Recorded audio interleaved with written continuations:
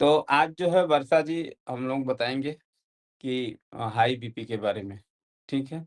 ये पूरा नेचुरोपैथ का बता देंगे, बाकी जो प्राणायाम है वो मैं लास्ट में बता दूँगा। क्योंकि थोड़ा-सा खाने-पीने का हो जाएगा और थोड़ा मैं ब्रीथिंग एक्सरसाइज बता दूँगा, तो उसमें क्या होगा कि आपका जल्दी से कंट्रोल हो जाएगा, ठीक? पेट और ब्रेन का बहुत गहरा कनेक्शन होता है। पेट में यदि प्रॉब्लम है तो ब्रेन में भी प्रॉब्लम महसूस होता है। और ब्रेन में है तो पेट में। और एक लाइन मैं हमेशा बोलता हूँ कि यदि आदमी गुस्सा करेगा तो खाना खाना छोड़ देगा और भूख लगेगा तो गुस्सा करेगा। तो ये दोनों में बहुत गहरा संबंध है। तो पेट के बारे में ये बता देंगे कि पेट में क्या डालना है और ब्रेन के बारे में मैं बता दूँगा, ठीक? तो दोनों का जब कॉम्बिनेशन हो जाएगा तो जो रिज़ल्ट है वो मल्टीप्लाई हो जाएगा, हेल्प ठीक हो है? जाएगी और जल्दी हो जाएगा। जल्दी रिकवरी हो जाएगी। जैसे मैं यदि प्राणायाम के बल पे बोलूँ कि 15 से 20 दिन लगेगा कंट्रोल करने में, तो ये 7 दिन में ही कंट्रोल आप कर सकते हो। मतलब 2 लोग मिलके जब आप पे काम कर रहे हैं तो दुगुना प्रभाव पड़ेगा ना। तो आप लोग ध्यान से वर्षा जी का सुनें और फिर उसके बाद लास्ट में 15 मिनट मैं करा दूँगा। ठीक है? और मैं आज बोलूँगा नहीं, मैं आज करा ही दूँगा। ठीक है? चलिए, जी सर। वर्षा जी आइए और आप जैसा कि 1947 में देश अंग्रेजों का गुलाम था और आज देश अंग्रेजी दवाइयों का गुलाम है। मैं Varsha Lakhiani diabetic educator and nutritionist आप लोगों का ऑनलाइन सेमिनार में स्वागत करती हूँ। आज का टॉपिक है बीपी। जैसे कि मैंने आपको पहले भी वीडियोज़ में बताया था कि अगर हम बीमार होते हैं, तो वो 2 कारणों से ही होते हैं, 2 वजह से ही हम बीमार होते हैं। एक होता है हमारी बीमारी की वजह क्या है? पहली है, बहुत सिंपल से समझाऊँगी लेकिन बहुत गहरा है, आप थोड़ा-सा ध्यान से सुनिएगा, ठीक है? तो पहली वजह है इन्फेक्शियस डिज़ीज़ और दूसरा है लाइफ़स्टाइल डिसऑर्डर। 2 वजह से ही आप बीमार होते हो और डॉक्टर के पास जाते हो, बस यही 2 कारण हैं। इन्फेक्शियस डिज़ीज़ में क्या होता है?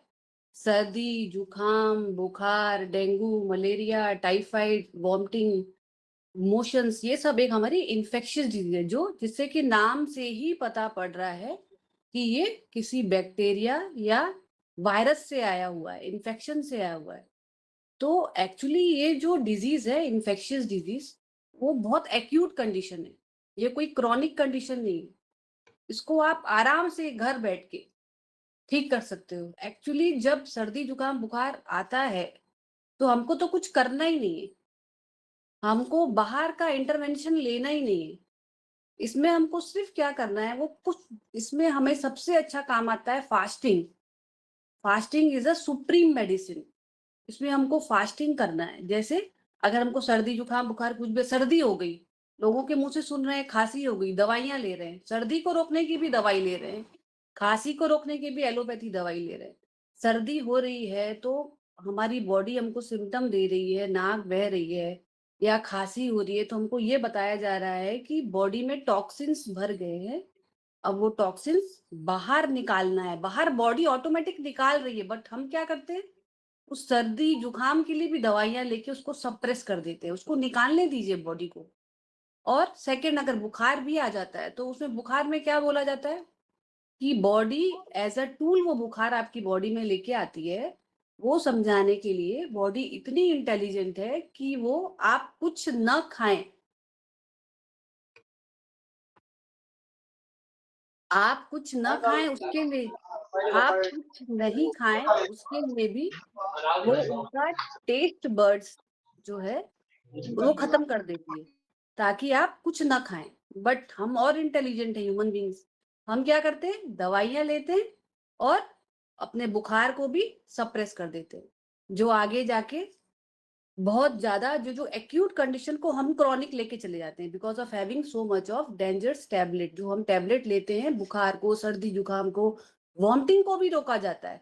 वॉमिटिंग ज़्यादा आ रही है तो आप उस दिन 1 दिन खाना-पीना छोड़ के कोकोनट वाटर पे रह लेंगे, मोशन ज़्यादा आ रहा है, हर एक मोशन पे भी अगर आप एक कोकोनट वाटर लेते हैं तो बॉडी डिहाइड्रेट से बच जाएगी, हाइड्रेट हो जाएगी, वहाँ पे किसी भी बाहरी इंटरवेंशन की, बाहरी टैबलेट की कोई ज़रूरत नहीं पड़ती है, ठीक है? एक्चुअली होता क्या है ना, मेडिसिन क्या है आपको लगता होगा कि बचपन से ही हम ये देखते सुनते आए हैं कि मेडिसिन का मतलब है कि टॉनिक हो गया, इंजेक्शंस हो गए, वैक्सीनेशन हो गया, टैबलेट हो गई, सप्लीमेंट हो गया, ये एक मेडिसिन है।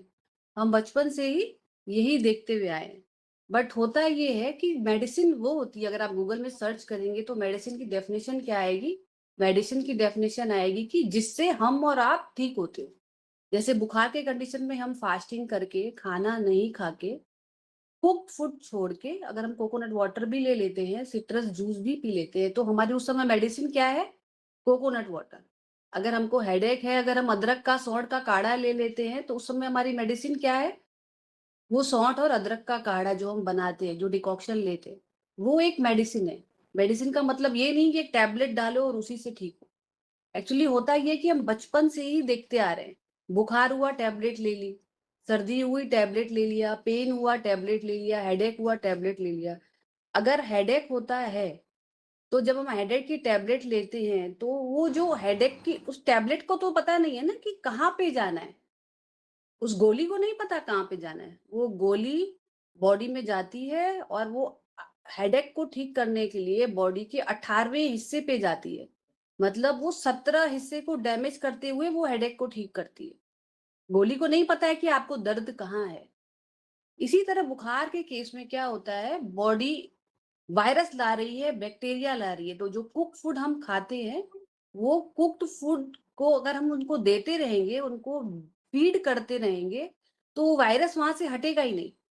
अगर आपको उस वायरस और बैक्टीरिया को हटाना है, छोटे-छोटे एक्यूट कंडीशंस में, जैसे बुखार हो गया, सर्दी कुछ हो गई, कफ हो गया, उसके लिए भी डॉक्टर के पास हम जाते हैं। अगर उस एक्यूट कंडीशन में हम वो कुक्ड फूड देना 2 या 3 दिन बंद कर देते हैं, तो वो वायरस और बैक्टीरिया ऑटोमेटिक वहाँ से चला जाता है। मेडिसिन क्या है, मैंने आपको समझाया कि जिससे हम और आप ठीक होते हैं, ज़रूरी नहीं है वो टैबलेट ही हो। ठीक है? ये तो हमारी एक्यूट कंडीशन हो गई, जैसे इन्फेक्शियस डिज़ीज़। ये बताना भी बहुत इम्पोर्टेंट है, क्योंकि जो हम एक्यूट कंडीशन में टैबलेट्स लेते हैं, वो कहीं न कहीं जाके क्रॉनिक कंडीशन में टर्न हो जाती है। जो हम शुरू से ही अपनी टैबलेट लेके अपने आप को दबाते हुए आ रहे हैं, सप्रेस करते हुए आ रहे हैं, बाद में क्या होता है, ये बड़ी बीमारी होके बाहर आ जाती है, क्योंकि जो डोलो है, कैलपोल है, जो ये अपनी पेन किलर्स हैं, यही जाके बाद में हमारी बॉडी में इफ़ेक्ट देती है और कोई-कोई तो इमीडिएट भी दे देती है, जिससे किडनी और लिवर डैमेज होने का खतरा बढ़ जाता है। तो इस बात पे हमेशा ध्यान रखेंगे कि छोटी-छोटी चीज़ों में हमको टैबलेट लेने की ज़रूरत नहीं है। ये हो गया हमारा इन्फेक्शियस डिज़ीज़। सेकंड हो गया, एक्चुअली आज हम आए हैं लाइफ़स्टाइल डिसऑर्डर पे। लाइफ़स्टाइल डिसऑर्डर क्या है? बीपी। आज हमारा टॉपिक है बीपी। तो अब हम बात कर लेते हैं लाइफ़स्टाइल डिसऑर्डर। लाइफ़स्टाइल डिसऑर्डर में आता है बीपी, डायबिटीज़, अर्थराइटिस, ओबेसिटी, जितने भी लास्ट में आइटिस लगते हैं, वो भी लाइफ़स्टाइल डिसऑर्डर में आता है। आपका liver cirrhosis, kidney disorder, cancer, IBS, जितने भी चीज़ें हैं, वो सब लाइफ़स्टाइल डिज़ीज़ में आएँगे, लाइफ़स्टाइल डिसऑर्डर। जैसा कि आपको नाम से ही पता पड़ रहा है कि ये डिसऑर्डर है। बस हमको करना क्या है? इस डिस को हटा के लाइफ़स्टाइल को एक ऑर्डर में लेके आना है, ठीक है? वो तो हम कर ही सकते हैं। हर चीज़ को इतना कॉम्प्लेक्स करने की ज़रूरत नहीं है। डॉक्टर के पास जाना ज़्यादा टफ है, खुद को ट्रीटमेंट करके अपने आप से एज़ फूड से ठीक होना है। जो भी मेडिसिन्स मैं आपको बताऊँगी कैसे ठीक होना है, उससे आप घर बैठे ही ठीक हो सकते हो। ठीक है? अच्छा, अगर हम पैदा हुए थे तो क्या बीमारी से के साथ पैदा हुए थे क्या? जैसे डॉक्टर बोलते हैं नहीं, आपने बीबी की मेडिसिन ली है तो आपको बीबी की मेडिसिन लाइफ लॉन्ग लेनी पड़ेगी। तो उस हम बीमारी से पैदा तो नहीं हुए थे। हमने कुछ सालों में ही वो दवाइयाँ शुरू की हैं, तो वो दवाइयाँ क्यों नहीं हम खत्म कर सकते? हम पहले जैसे क्यों नहीं रह सकते? क्योंकि हमारी बॉडी में वो हीलिंग पावर है। हम हर बीमारी को रिवर्स कर सकते हैं। बॉडी में ही वो मैजिक, वो हीलिंग है। बस उनको थोड़ा टाइम देने की ज़रूरत है। सारा दिन खाएँगे तो वो टाइम नहीं मिलेगा। एक टाइम के साथ खाएँगे, तो जब बॉडी खाली होगी, फ्री होगी, तो वो हीलिंग भी करेगी। ठीक है? तो आज जो लाइफ़स्टाइल डिसऑर्डर पे बात हो रही है, वो है ब्लड प्रेशर। तो अ, व्हाट इज़ ब्लड प्रेशर? अब क्वेश्चन रहेगा कि ये ब्लड प्रेशर क्या है? हमारी बॉडी में ब्लड वेसल में जो ब्लड का प्रेशर होता है नॉर्मली, वो ही ब्लड प्रेशर है। हमारी बॉडी के अंदर ब्लड वेसल्स में ब्लड का प्रेशर है, वही ब्लड प्रेशर है। अब सेकंड थिंग ये है कि कितने ब्लड प्रेशर को हम नॉर्मल ब्लड प्रेशर बोलते हैं, ठीक है? 1977 से पहले 160/95 एक करेक्ट आंकड़ा आया था, जिसमें ये बोला जाता कि जिसका 160/95 से अबव होगा, वही दवाई लेगा। बट उसके कुछ सालों बाद ये जो आंकड़ा है, वो 140/90 हो गया, उसके 10-20 साल के बाद। बट आज जो नाउ जो कंडीशन है 120/80, 120/80 से ज़्यादा जिसका भी ब्लड प्रेशर है, वो बीपी का पेशेंट है। तो ये आंकड़ा इतना कम है कि अगर 140/90 किसी का बाय चांस डॉक्टर के पास जाके आ भी जाता है, तो आपको पता है कुछ सालों में तो वो बहुत कम था, ठीक है? बट अब क्या हो रहा है, जो 140/90 को इन्होंने 120/90 कर दिया, उससे क्या हो रहा है कि उनके दायरे में, डॉक्टर के दायरे में लोग ज़्यादा आते जा रहे हैं। जैसे-जैसे उन्होंने अपना आंकड़ा स्क्वीज़ कर दिया, घटा दिया, वैसे-वैसे उनके पेशेंट बढ़ते जा रहे हैं। तो अगर आप डॉक्टर के पास जाते हैं और ब्लड चेकअप कराते हैं, तो वो गए तो थे आप नॉर्मल इंसान हो के, बट वो पेशेंट बन के आ ही जाते, क्योंकि 120/80 ज़रूरी नहीं है कि सबका ही आ जाए, जो उन्होंने आंकड़ा रखा है। और मेन 40 टू 50% मैंने ये भी देखा है कि लोगों का, आपने व्हाइट कोट सिंड्रोम के बारे में पढ़ा है? व्हाइट कोट सिंड्रोम, कि डॉक्टर के पास गए और हमारा ब्लड प्रेशर ज़्यादा हो गया। ये बहुत ज़्यादा होता है। नॉर्मली लोग घर पे ठीक रहते हैं, बट जैसे ही वो डॉक्टर के पास जाते हैं, वो स्ट्रेस में वो उनका ब्लड प्रेशर ज़्यादा हो जाता है। और कभी-कभी कोई इंसान 2 दिन से स्ट्रेस में रह रहा है और थर्ड दिन वो अपना चेकअप कराने डॉक्टर के पास चला भी गया और बाय चांस उसका 140 से ऊपर आ गया, 140 भी आ गया, तो भी लॉन्ग लाइफ वो पेशेंट बन ही जाएगा। डॉक्टर उसको ये भी नहीं बोलेगा कि आप जाइए 2-3 दिन थोड़ी लाइफ़स्टाइल चेंज कीजिए, थोड़ा वॉक-वॉक कर लीजिए, थोड़ा अपने ऊपर ध्यान दे लीजिए, प्राणायाम कर लीजिए, जो इसके लिए बहुत बेस्ट माना जाता है। फिर आके 1 हफ्ते में चेक करा लेते हैं, उसके बावजूद भी 140 आएगा, तो हम इसके ऊपर काम करेंगे। तो क्या आपको लगता है कि अगर 1 लगा 140/90 में किसी भी दवा की ज़रूरत है? चलिए हम एक बात मान लेते हैं कि लगातार हमारा 160/100 आ रहा है। लगातार कुछ 15 दिनों से हमारा जो बीपी है वो 160/100 आ रहा है, ये मान लिया जाता है, ठीक है। बट अब क्वेश्चन क्या होता है कि क्या अब भी हमको डॉक्टर के पास जाने की ज़रूरत है? The answer is no. अभी भी आपको डॉक्टर के पास जाने की ज़रूरत नहीं है, क्योंकि एलोपैथी लॉबी में अभी तक ऐसी कोई मेडिसिन बनी ही नहीं, जो ब्लड प्रेशर को ठीक कर सके।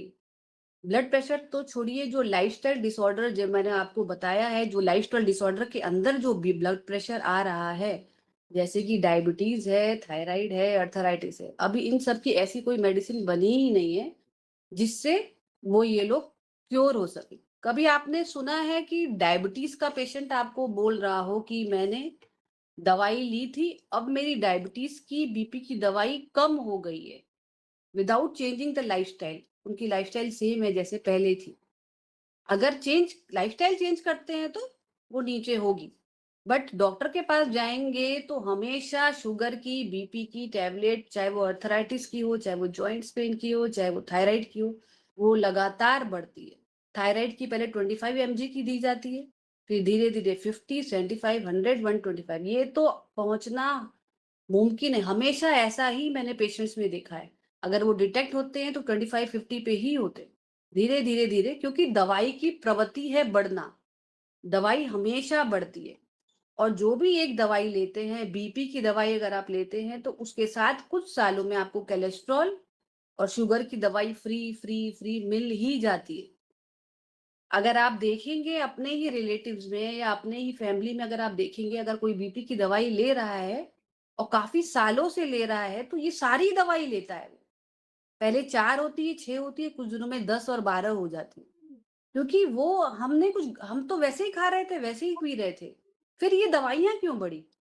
हम तो दवा भी ले रहे थे, इसके बावजूद भी दवा बढ़ गई। आपने कभी ध्यान दिया कि दवा लेने के बाद दवा क्यों बढ़ रही है? दवा लेने के बाद तो मेंटेन होना चाहिए या रिवर्स होना चाहिए या क्योर होना चाहिए। बट ये जो दवाइयाँ हैं, वो दवाइयों की साइड इफ़ेक्ट से सारी दवाइयाँ आती हैं। ये सिंपली कोलेस्ट्रॉल की दवाई को बोला जाता है कि इसको तो आप डस्टबिन में भी मत डालो। अगर आपको इसको बंद करना है, पहले दिन ही कोलेस्ट्रॉल की दवाई बंद की जाती है, तो इसको आप ज़मीन में गाड़ दो, क्योंकि कहीं कोई खा ना ले। क्योंकि कोलेस्ट्रॉल की दवाइयाँ जो हम लेते हैं, पहले तो वो डायबिटीज़ को तो लेके आएगी, इंसुलिन सेंसिटिविटी को घटाएगी, सेकंड हमको मसल डिसऑर्डर भी देती है। हमको जो दर्द होने लगते हैं कुछ सालों बाद, जॉइंट पेन होने लगते हैं, हम उससे कनेक्ट ही नहीं कर पाते हैं कि जो हम कोलेस्ट्रॉल की दवाई ले रहे थे, वो हमारे मसल्स को भी डैमेज कर रही है। ठीक है? तो ये जितने भी लाइफ़स्टाइल डिज़ीज़ेज़ हैं, उनको लाइफ़स्टाइल डिज़ीज़ में ही रहने दीजिए, इसको लॉन्ग लाइफ़ करने की ज़रूरत नहीं है। डॉक्टर के पास गए, तो 100% वो आपको दवाइयाँ लिखेंगे, वो तो आप उनके वो उनका तो मकसद ही है कि मर्ज भी बना रहे, मरीज भी बना रहे और हमारा धंधा चलता रहे, ठीक है? मर्ज भी रहे, मरीज भी रहे और उनका धंधा भी चलता रहे। अगर वो आपको ठीक कर देंगे, तो आप टैबलेट नहीं लेंगे, ना आप सप्लीमेंट लेंगे, ना उनके आप टॉनिक्स वगैरह यूज़ करेंगे। फिर एक्स-रे कराने कौन जाएगा? फिर आगे स्कैनिंग कौन कराएगा? आपको उनको ठीक करना ही नहीं है। उनकी जो फार्मास्यूटिकल कंपनी है, जो इनकी इंडस्ट्री है, वो आप पे ही तो चलती है। अगर हम इस डर के व्यापार को ठीक कर देते हैं, ये पूरा डर का व्यापार है। अब कोरोना में तो आपने देखा ही कैसे इंजेक्शन से, कैसे वैक्सीनेशन लग रही थी, कैसे लोगों को डराया जा रहा था। अभी क्या हो रहा है? लोग खड़े-खड़े हो गिर जा रहे हैं, क्योंकि उन्होंने उस समय इतने ब्लड थिकर दे दिए थे कि ब्लड जो हमारे बॉडी का ब्लड ही थिक हो जा रहा था, जिससे हमारी बॉडी में हार्ट अटैक के रेशियो, पैरालिसिस के रेशियो जिनको ये चीज़ें नहीं आई, उनको दूसरी बीमारियाँ ज़रूर आ गई। ठीक है? तो वो सिर्फ़ डराया गया था। आज हम लोगों ने, हमारी टीम ने, किसी ने भी कोई वैक्सीनेशन नहीं लिया। तो कुछ हमको तो लगता है हमने बहुत अच्छा काम किया। अगर शायद आप मेरे उस समय कॉन्टैक्ट में रहते तो आज जो भी कोई भी आया है उनको हम एक भी मेडिसिन लेने नहीं देते। और आजकल जो नई मेडिसिन जो नया वैक्सीनेशन आया है वो एचपीवी करके जो वायरस है, वो तो इतना खतरनाक है कि वो बच्चों को जो 9 से 14 साल वाले बच्चे हैं उनको तो बांझ ही कर दे रहा है। लोग लोग लगा रहे हैं, फिर भी लगा रहे हैं। अब ये विष्णु राय चौधरी का तो एक मोर्चा भी निकला है, जो हमारे मेंटर हैं, कि अगर आपको एचपीवी वायरस का इंजेक्शन लगाना ही हो, यहाँ पे एक कुत्ता हो और यहाँ पे पागल डॉक्टर हो, तो आपको कोई चांस नहीं कहाँ कहाँ जाना है तो भले कुत्ते से कटवा लो अपने आप को, बट उस पागल डॉक्टर से एचपीवी का इंजेक्शन अपने बच्चों को मत लगाओ। वो यूट्रस को सीधे खराब कर दे रहा है और वो बांझ मतलब जिससे वो यूट्रस खराब होने से आगे प्रेगनेंसी में बहुत दिक्कत होने वाली है।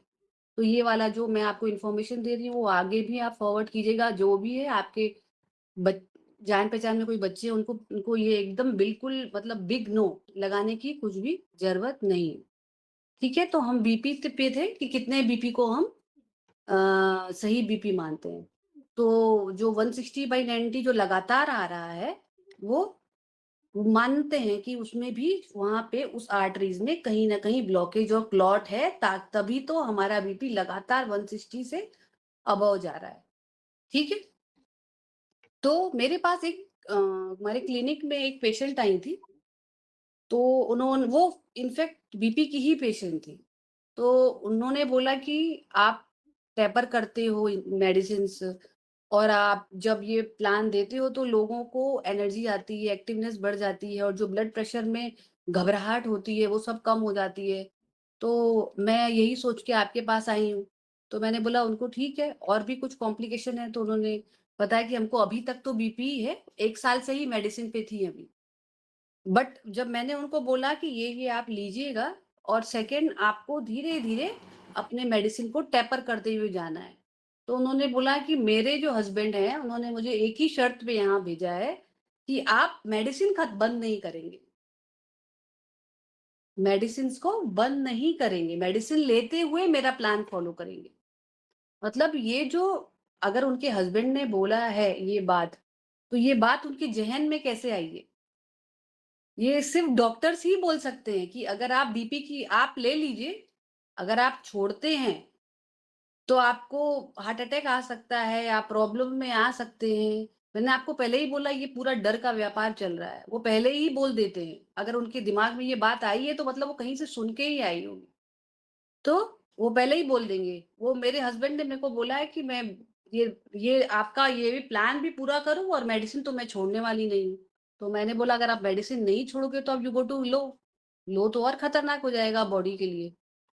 तो मतलब लोग इस तरह से डरे हुए हैं। एक बात बताइए अगर बीपी की मेडिसिन लेते हुए और कोलेस्ट्रॉल की मेडिसिन लेते हुए हार्ट अटैक आ जाता है, तब तो आप डॉक्टर से नहीं पूछते कि भई जब हम ये मेडिसिन ले ही रहे थे, बीपी की भी ले रहे थे, कोलेस्ट्रॉल की भी ले रहे थे, आप तब भी हार्ट अटैक क्यों आ गया? ऐसा हम बहुत बार होता है।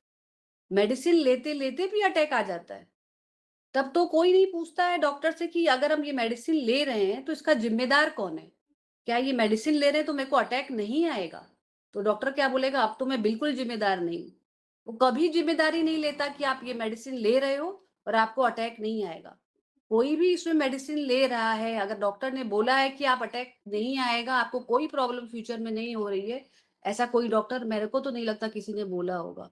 वो बिल्कुल ज़िम्मेदार नहीं होते। बट हाँ, नहीं लेते हैं, उसके लिए पहले वो आगे बढ़े हुए रहते हैं, कि नहीं लेंगे तो ऐसा हो जाएगा, ठीक है? तो जो लाइफ़स्टाइल डिसऑर्डर है उसको हम लॉन्ग लाइफ़ डिसऑर्डर तक नहीं ले जाएँगे, उसको नॉर्मली ठीक करेंगे। जैसे एक मेरे पास एक पेशेंट आए थे, वो नॉर्मली अपना डिप्रेशन और एंग्ज़ायटी दिखाने ही आए थे। तो मैंने उनसे पूछा भई एंग्ज़ायटी और डिप्रेशन का चलो एक प्लान बन जाएगा बट और भी जो कॉम्प्लिकेशन है वो थोड़ा बताइए कौन से आगे-आगे कॉम्प्लिकेशन है आपको? तो वो बड़े नॉर्मल थे कि भई मैं 9 साल से थायराइड की मेडिसिन ले रहा हूँ।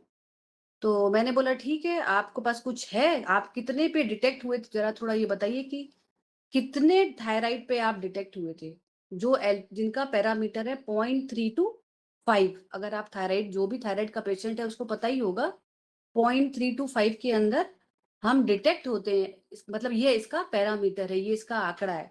जो मेरे पास आए थे अर्जुन जी, उनका जो आंकड़ा था वो 6 था, सिर्फ़ 6 ही था। एंडो केयर के पास होके आए थे। तो मैंने उनको बोला 6 पे आपको सिर्फ़ 6 थायराइड पे आप 9 साल से मेडिसिन ले रहे हैं और एकदम नॉर्मल थे, वो मेडिसिन लेने में उनको कोई दिक्कत भी नहीं थी। बट वो लिंक नहीं कर पा रहे थे, वो मेडिसिन लेते-लेते साइड इफ़ेक्ट्स लेते-लेते वो एंग्ज़ायटी और डिप्रेशन के शिकार हो गए। वहाँ पे उनका लिंक ही नहीं गया, जबकि वो 6 पे थे और आज जो कंडीशन लेके आए थे, जो चेक करा के आए थे मेरे पास, तो उनकी थायराइड 9 थी। आप बताओ जब वो डिटेक्ट हुए थे वो 6 थे, 9 साल के दवाइयाँ लेते-लेते वो 9 पे आ गए। तो दवाइयों ने क्या किया? दवाइयों ने तो उनको और भी डाउन कर दिया। वो तो ठीक थे, 6 पे थे, दवाइयों के साथ वो 9 पे हैं अब। इसका मतलब क्या हुआ कि जब हम दवाइयाँ लेना शुरू करते हैं, तब दवाई क्या काम करती है? जब थायरॉइड ग्लैंड से जो हार्मोन्स हमारे बनने थे जो बन रहे हैं, वो भी सप्रेस हो जाते हैं, वो बनना बंद हो जाते हैं। तब क्या होता है? तब थायरॉइड के जो हार्मोन्स बन रहे हैं, वो बंद हो गए क्योंकि हम बाहर से उसको दवाइयाँ दे रहे हैं। जब बॉडी को बाहर से दवाइयाँ मिल रही हैं, तो बा बॉडी बॉडी क्यों बनाएगी अपना हार्मोन्स बनाना छोड़ देगी। सेम बीपी के केस में भी ऐसा होता है, शुगर के केस में भी होता है। अगर थोड़ा-सा शुगर बढ़ के कभी आ भी जाता है 140 जो हमारा पैरामीटर बताया गया है आफ्टर लंच के बाद, ये 200 220 आ जाता है अगर लंच के बाद, तो इसका सिंपली मतलब है कि डायबिटीज़ और बीपी एक कंडीशन है। अगर ज़्यादा ग्लूकोज़ आ रहा है, तो आप कार्ब और ग्लूकोज़ बंद करके 1 हफ्ता देख लीजिए। अपना कार्ब कॉम्प्लेक्स करके देख लीजिए, वो एक कंडीशन है जो हम शुरुआती लोगों की बात कर रही हूँ। वो एक कंडीशन है, आप वो कम कर दीजिए, वो डाउन होके आपको दिखा देगा। आपको उस कंडीशन में डॉक्टर के पास जाके वो लॉन्ग लाइफ दवा लेने की ज़रूरत नहीं है। जैसे कि मैंने आपको थायराइड के पेशेंट के बारे में एक ऑनेस्ट चीज़ें बताई हैं आपको, ये हो रहा है। मैंने तो उसका फ़ोटो भी लिया है कि भई वो 6 से 9 पे आ गए, दवाई लेते-लेते 9 साल में, जबकि वो थायराइड के पेशेंट थे ही नहीं। चलिए आज हमारा मेन टॉपिक जो बीपी है, जैसे मैंने आपको बताया कि क्या होता है बीपी। तो अब हम बीपी को एक एग्ज़ाम्पल के थ्रू समझ लेते हैं कि ये आखिर बीपी है क्या? ब्लड प्रेशर क्या है उसको एग्जांपल के थ्रू समझते हैं। जैसे ये एक पेन है, ठीक है? इसको आप पाइप समझ लीजिए और इस पाइप को हम नीचे टैप से कनेक्ट कर देते हैं। टैप से कनेक्ट करते हैं और यहाँ से वाटर ज जा रहा है, कनेक्ट होके वाटर जा रहा है इस पाइप में। तो अगर आप इस पाइप से प्लांट को अपने गार्डन में पानी दे रहे हैं और इस पाइप को आपने यहाँ से दबा दिया, तो पानी का वर्षा जी प्रेशर थोड़ा दबाने ऊपर कर दीजिए, ऊपर, ऊपर, वो नीचे नहीं दिख रहा है। थोड़ा आप हुँ, ठीक है सर? ठीक है अब? पानी का प्रेशर हमने बढ़ा दिया इस पाइप से, तो यहाँ से मैंने हम इसको दबा दिया प्रेशर को। यहाँ से टैप से पानी थोड़ा आ रहा और है ऊपर, हमने थोड़ा ऊपर। आप मोबाइल को ही नीचे कर दो। हाँ, हाँ, अब बराबर है।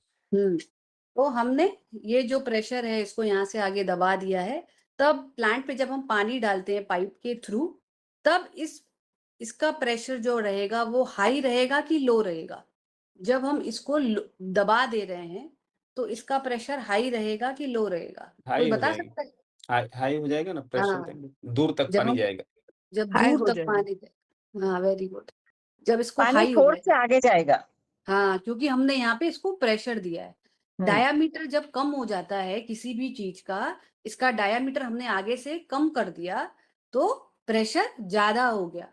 ठीक इसी तरह इसको पेन पाइप ना लेके आप इसको एक अपनी आर्टरीज़ ले लीजिए, आर्टरीज़ मान लीजिए। आर्टरीज़ में ब्लड का फ्लो हो रहा है, वहाँ पे पानी का फ्लो हो रहा था और आर्टरीज़ में जो हमारा होता भी है, ब्लड का फ्लो हो रहा है। और इस ब्लड वेसल में जगह-जगह पे थोड़े-थोड़े से ब्लॉकेज हैं, क्लॉट हैं। तो इससे क्या होगा? वेसल्स में जब थोड़े-थोड़े जगह-जगह जब पे क्लॉट रहेंगे, ब्लॉकेज रहेंगे, तब क्या होगा? डायमीटर क्या हो जाएगा? कम हो जाएगा। जैसे आपने उसमें देखा था कि पाइप में कम हो गया बिकॉज़ हम उसको दबा रहे थे। यहाँ तो ऑटोमेटिक आपने ब्लॉकेज और क्लॉट कर दिए हैं। तो डायमीटर यहाँ पे भी कम हो गया इस ब्लड वेसल का। तो जब डायमीटर कम हो गया, लेस डायमीटर, मोर प्रेशर, तब ब्लड का जो प्रेशर इसमें आपको दिख रहा है, ब्लड का प्रेशर ब्लड वेसल में वो ज़्यादा बढ़-बढ़ के आएगा। ठीक है? तो जो एलोपैथी जो दवाइयाँ हैं, वो इस ब्लड वेसल्स के क्लॉट को, ब्लॉकेज को कम नहीं करती हैं। अगर वो ब्लॉक को, क्लॉट को कम करती, तो शायद आपकी बीपी की मेडिसिन जो सालों से ले रहे हैं, वो बंद होती। ये जो मेडिसिन है, वो ब्लॉकेज पे काम ही नहीं कर रही है। वो ब्लड वेसल में वैसे की वैसे ही पड़ी हुई हैं। ठीक है? जैसे इस रूम में चलिए कोई भी हमारे घर में चूहा मरा हुआ है, तो चूहे की बहुत स्मेल आ रही है और मैं ऊपर से रोज़ परफ्यूम करती जा रही हूँ उस दिन की भई बहुत स्मेल आ रही है। बट हमको क्या करना है? जो स्मेल दे रहा है, जो कारण है, जो कॉज़ है, उसको उठा के बाहर फेंकना है। ठीक इसी तरह जो हमारे ब्लड वेसल में क्लॉट है, ब्लॉकेज है, जो कॉज़ है, जो कारण है, उसको उठा के फेंकना है बाहर। कोई दवाइयाँ लेके हमको उसको वो वहीं पे रख दोगे, तो वो दवाइयाँ तो लेते ही रहोगे। एट द एंड क्या होगा? 10, 12, 15 साल के बाद बीपी की दवाई के साथ तो और दवाइयाँ तो आने ही भी वाली हैं, बट लास्ट में हमारे बड़े-बड़े जो ऑर्गन होते हैं, जो मेन ऑर्गन्स होते हैं हमारे लिवर, किडनी, जो जो डैमेज हो जाते हैं, जिनका रिवर्सल बहुत मुश्किल हो जाता है। ये तो एक कंडीशंस हैं, इसको आप बहुत आसानी से रिवर्स कर सकते हो घर बैठ के। बट वो जब ऑर्गन खराब होते हैं तो बहुत दिक्कत आती है। ठीक है? वो भी रिवर्सल है बट इतने एक्यूट से हम क्रॉनिक में जाना क्यों? तो ये जो कॉज़ है, जो कारण है, उसको ही निकाल के फेंक देना है। ठीक है? तो बस उसमें आपको नेचुरोपैथी में ज़्यादा कुछ नहीं करना है। वो क्लॉट जो ब्लॉकेज है, उसमें अगर आप नाइट्रिक ऑक्साइड का प्रोडक्शन बढ़ा देते हैं। नाइट्रिक ऑक्साइड क्या होता है? कोई बता सकता है मेरे को?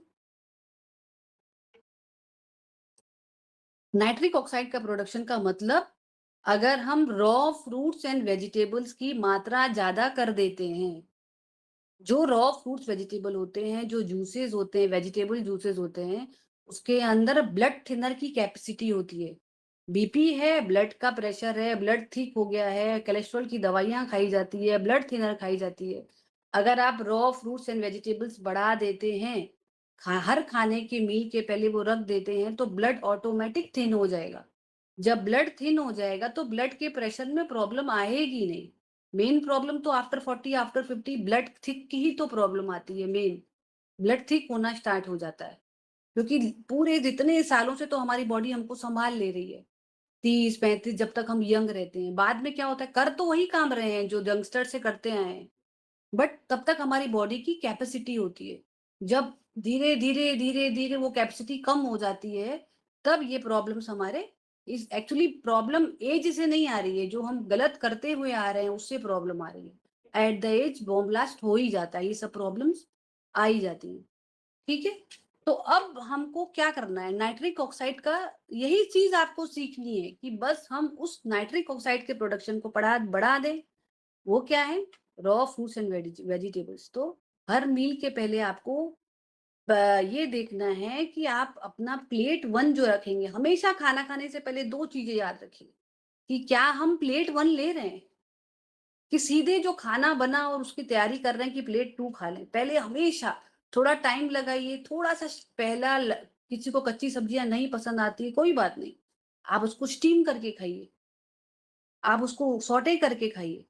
आप आदत तो डालिए उस चीज़ की, अपने आप सब चीज़ें आदत में आ जाती हैं, ठीक है? तो आपको ये जो फ्रूट्स वेजिटेबल्स हैं उसको ऐड करना है सुबह। एक तो आप 2 मील पे आइए पहली बात, सबसे ज़्यादा पहले तो आपको 2 मील पे आना है। 3 मील क्या करेगी? जो आप 3 मील लेंगे आपके सोडियम को बढ़ाएगी। सोडियम ही तो कॉज़ है, जो सॉल्ट है, हाई सोडियम है, वही तो बीपी का कॉज़ होता है। जब आप 2 मील पे आ जाएँगे, मैं तो बोलती हूँ जो 50-60 साल 60 साल के ऊपर है वो तो ओ ओएमएडी कर ले, 1 meal a day is enough for them, क्योंकि बॉडी में उतनी पाचन शक्ति बचती नहीं है। 2 मील इज़ एनफ। तो जब आप 1 मील रखेंगे, खाली रखेंगे, तभी ना आप उसमें फ्रूट्स, वेजिटेबल, नट्स, सीड्स खाएँगे, जूसेस पिएँगे, डिकॉक्शन लेंगे। अब तीसरे मील में भी आपका खाना ही रहेगा, तब वो जगह कहाँ है आपको जाने की? वो 1 मील खाली रखिए, ये रॉ जाने के लिए, ठीक है? नाइट्रिक ऑक्साइड प्रोडक्शन हमारा हमिंग से भी बहुत बढ़ता है। जो सर प्राणायाम में हमिंग सिखाते हैं हमको, सर क्या बोलते हैं उसको? भ्रामरी। तो एक आर्टिकल में आया है कि अगर आप ये करते हैं, उससे भी फ़ायदा होता है। वो आगे सर आपको बताएँगे। नेक्स्ट, जो आपका ब्लड प्रेशर है, नाइट्रिक ऑक्साइड तो मैंने आपको बताया ये करना है। सेकंड, आप इस पे बहुत अच्छा काम कर सकते हैं। जब भी आपका ब्लड प्रेशर बढ़ के आ रहा है, तो आप lower leg hot water immersion कर सकते हैं। रात को या सुबह जब भी आ रहा है, अगर जिनको लगातार हाई आ रहा है, उनको तो रात को डेली करके सोना है। और जिनको कभी आता है तो वो दिन में 2 से 3 बार अगर गर्म पानी में पैर रख के बैठ जाते हैं, काफ मसल्स भी उसमें जानी चाहिए, नी तक वो आपका पैर जाना चाहिए और आपका टेम्परेचर 40 टू 42 डिग्री रहेगा, तब वो ब्लड प्रेशर आपका अगर 160 है तो वो थोड़ी ही देर में, मतलब 1 आवर 40 टू 45 मिनट्स लगते हैं, उतनी देर में आपको ये 20 कम होके दिखा देगा। आप ये करके देखिएगा, जभी भी ब्लड प्रेशर आता है, तब आप ये lower leg hot water immersion करके देखिएगा। इससे भी बहुत फ़ायदा होता है। और द थर्ड थिंग, आप ग्रीन जूस वगैरह शुरू कर देते हैं। जैसे ग्रीन्स, हमारी पालक हो गई, धनिया हो गया, इसका आपने आँवला डाल के जूस बना दिया। रेड जूस शुरू कर देंगे अगर आप बीटरूट के साथ आँवला, कैरेट और अपने जिंजर, टर्मरिक डाल के वो रेड जूस डेली सुबह लेंगे, तो आपका ब्लड प्रेशर कितना भी ज़्यादा आया हो, मेरे क्लाइंट में, तो ये असर पहले दिन से ही स्टार्ट करता है। बट आपको थोड़ा-सा एम्प्टी स्टमक लेने की ज़रूरत है। अगर आपको टाइम सेट नहीं होता है, तो अगर आप दिन में लंच खा ले रहे हैं और शाम को 5 बजे लेते हैं, 3 से 4 घंटे का गैप रखते हैं, तो आप शाम को भी ले सकते हैं, ठीक है? तो ये बहुत अच्छा काम करता है। एक होता है ash gourd juice, green juice, red juice, ये सब बहुत अच्छा ब्लड डिटॉक्सिफायर है, ब्लड को थिन करते हैं और आपकी बीपी की प्रॉब्लम भी धीरे-धीरे कम हो जाती है। इसमें सबसे अच्छा है आप एक्टिव रहें, स्ट्रेस ना लें। Stress lead to high blood pressure, जो हमको दिखाई नहीं देता बट वो बहुत ज़्यादा रोल इम्पैक्ट करता है बॉडी को, ठीक है? तो ब्लड प्रेशर, अपनी स्लीप हमेशा अच्छी रखें। और दूसरा चीज़ आ जाता है, आपको अगर फ्रूट्स में देखना है तो pomegranate is very good. Pomegranate बहुत अच्छा फ्रूट है। आपके ब्लड प्रेशर को ठीक करने के लिए। I am not allowing juices, मैं कभी भी फ्रूट जूस अलाउ नहीं करती हूँ। हमेशा फ्रूट को खाइए, चबा चबा के खाइए, जैसे बॉडी को सिग्नल मिले कि हमारी बॉडी में कुछ खाना आ रहा है और इंसुलिन का प्रोडक्शन स्टार्ट हो जाता है। ठीक है, हमेशा फ्रूट्स को चबा चबा चबा के खाइए। और हाँ, जूसेस हैं वो तो आप वेजिटेबल जूसेस ले सकते हैं, उसमें कोई प्रॉब्लम नहीं होती है, क्योंकि हम इतने वेजिटेबल्स खा नहीं सकते हैं। तो मॉर्निंग एक बार अगर हम वेजिटेबल जूस ले लेंगे ब्लड को थिन करने के लिए और बीपी को कवर करने के लिए, दे आर अलाउड। ठीक है, लाइफस्टाइल एक्टिव रखिए और रात को सोते समय जिंजर टर्मरिक और लौंग का काढ़ा ले लीजिए। वेरी बहुत अच्छा होता है जिंजर टर्मरिक और लौंग का काढ़ा अगर आप लेंगे तो ये ब्लड थिन करता है। जैसे हमारा इकोस्प्रिन काम करता है वैसे ही बॉडी के ब्लड को थिन रखता है। जिंजर टर्मरिक लौंग की जगह आप गार्लिक भी ले सकते हैं, बट जो कंपाउंड आपको लौंग में मिलेगा वो सेम आपको गार्लिक में मिल जाएगा, और गार्लिक से थोड़ी सी स्मेल भी आती है रात को सोते समय। तो आप यहाँ पे 2 लौंग रखिए, वो बेटर रहेगा। ठीक है, अगर अचानक अगर आपको बीपी रखना ही नहीं है तो डेली आप बिना नागे 40 दिन 2 बार कोकोनट वाटर शुरू कर दीजिए, क्योंकि इसमें पोटेशियम कम हो जाता है और coconut water is very good for potassium. BP इसमें बीपी जब हम जैसे-जैसे हमारा पोटेशियम बढ़ता है और सोडियम कम होता है तो हमारा बीपी नॉर्मल होता है। तो 2 बार coconut water without fail 40 days लगातार रहिए, तो आपका ब्लड प्रेशर नॉर्मल हो जाएगा। ठीक है, इसमें कोकोनट वाटर आ गया। और दूसरा फ्लैक्स सीड, अलसी। अलसी के पाउडर को आपको बना लेना है और उसमें पानी डाल के रात को आपको भिगा के रखना है। 200 ml वाटर में अगर आप 2 चम्मच अलसी डाल देते हैं और उसको रात को सोक करके रख देते हैं 200 ml वाटर में, तो आप फ्लैक्सीड का जो आप पानी लेंगे, वेरी गुड फॉर बीपी। ठीक है, और कुछ अगर कोई क्वेश्चन है बीपी के ऊपर, और मैं वो हाँ एक पानी और का बात, होगा, वो थिक हो जाएगा ना एकदम फूल के? हाँ 200 ml वाटर लेंगे ना आप, 2 200 में चम्मच। 2 स्पून? हाँ, वो एनफ है, वो तो हम रोज लेते हैं। वो उसमें हाँ, कुछ भी थिक, हाँ थोड़ा थिकनेस आती है, थोड़ा घुमा के थिकनेस। ले लीजिए, अच्छा, कोई प्रॉब्लम नहीं है। बहुत वंडरफुल है, flaxseed is very wonderful, not for only for BP, और चीजों के लिए भी बहुत अच्छा है। ये कॉन्स्टिपेशन को हटा देता है सबसे पहले, और उसमें ओमेगा 3 रहता है जो हमारी बॉडी को बहुत जरूरत होती है एंटी इन्फ्लेमेटरी बॉडी के लिए। रात को ठीक है, लेनी है? रात को भिगा दीजिए और सुबह ले लीजिए एम्प्टी नारियल स्टमक। पानी, नारियल सॉरी, पानी एक आप क्वेश्चन। एक मॉर्निंग रख लीजिए, नहीं, एक इवनिंग नारियल लीजिए। पानी हम नहीं लेते हैं तो इसका सब्स्टिट्यूट है कोई? कोकोनट वाटर का, हाँ आप अगर नारियल देखो, पानी नहीं लेते हैं, you can have read juice. आप एक बीटरूट कैरेट रेड जूस लीजिए, बहुत अच्छा काम करता है। मेरे पेशेंट तो सबसे अच्छा काम यही किया है। ठीक है, बट अगर अंदर रूट आपने चीजें नहीं लेते हैं। बीपी बीपी की नहीं, मेडिसिन शुगर कम पेशेंट कर, कैसे ले सकते हैं? शुगर जी पेशेंट कोकोनट वाटर कैसे ले सकते हैं? शुगर पेशेंट को कोकोनट वाटर लेना है, और अपने और उसे टैपर भी होती है, आपकी जो मेडिसिन है ना वो टैपर भी होती है। वही मैंने बताया कि सबका मिथ है। आप एक अच्छा, देखिए, मैं ये नहीं बोलती कि आप अपने आप सब शुरू कर दो। एक बार आप बीपी है, मेडिसिन को टैपर करना है, चाहे वो शुगर की है, बीपी की है, एक बार कांटेक्ट कीजिए, उसको हम टैपर कराते हुए चलते हैं। ठीक है, अच्छा, वो आपके लिए इजी हो जाता है। अपने मन से टैपर करना थोड़ा टफ हो जाता है। यहाँ पे थोड़ा फॉलो अप दे देंगे। एक बार अगर आप अपनी लाइफस्टाइल को मेरे थ्रू सेट कर देते हैं तो वो इजी हो जाएगा। फिर आपके क्वेश्चंस और डाउट्स बहुत रहेंगे मेन, कि ये लेने से ये होता है, वो लेने से वो होता है। बस एक ही लाइफस्टाइल प्लान होता है जो बीपी और उसका बनता है अलग अलग। एक बार अगर आपको कुछ भी ठीक करना है, मैं तो मेरा मुद्दा, मेरा काम तो डायबिटीज पे ही है और न्यूट्रिशनिस्ट। तो डायबिटीज के लिए अगर आपको टैपर करते हुए, मेन क्या, मेडिसिन के साथ आप ले रहे हो, आज आप देख रहे हो मेडिसिन के साथ चलने के बावजूद भी बॉडी में एक्टिवनेस नहीं है, बॉडी टायर्ड है। तो अगर हम इस नेचुरोपैथी से, फूड एज मेडिसिन से, और टाइम जो हम करेक्ट टाइम पे खाना पीना खा लेते हैं, उससे हमारी बॉडी भी एनर्जेटिक रहेगी। आपकी बॉडी भी सिम्टम देगी कि हाँ मैं अब ठीक हूँ, मेरे को कोई प्रॉब्लम नहीं है। दवा के साथ साथ आपकी बॉडी में एक्टिवनेस भी कम हो जा रही है, टायर्डनेस भी हो रही है, तो फायदा तो कहीं कुछ दिख ही नहीं रहा है। चलिए आप दवा खा रहे हैं और कहीं ठीक हो गए हो, मेरे को तो कहीं लगता नहीं है कि हर लोग यही बात बोलते हैं, दवाइयों के साथ साथ मेरी एनर्जी डाउन हो गई। इसके साथ साथ आपको सब कुछ दिखेगा ओनली एक एक हफ्ते में।